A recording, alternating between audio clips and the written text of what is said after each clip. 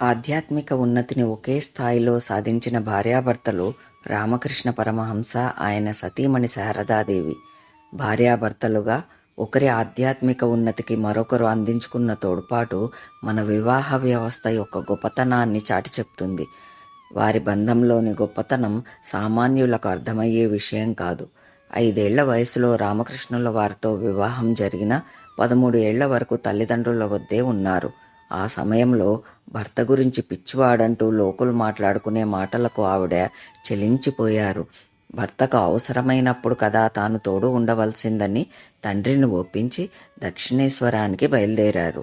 13-14 ఏళ్ల వయసులో అంతటి మానసిక పరిణతి పొందిన ఆ తల్లి భర్త నుండి మంత్రదీక్షను పొంది తన ముక్తికి మార్గం చూపే దార్శనికునిగా ఆయనను భావించారు.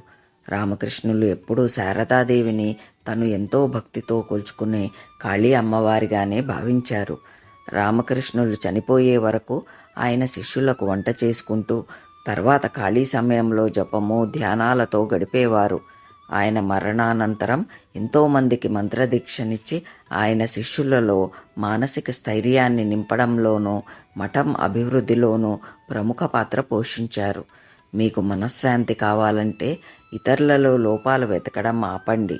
అందుకు బదులు మీ లోపాలేమిటో గ్రహించండి. ఎదుటివారిలో తప్పులు ఎంచుకుంటూ జీవితాన్ని వృధా చేసుకోకుండా ఉండాలని బోధించింది ఆ తల్లి. ఎంతైనా అమ్మ అమ్మే.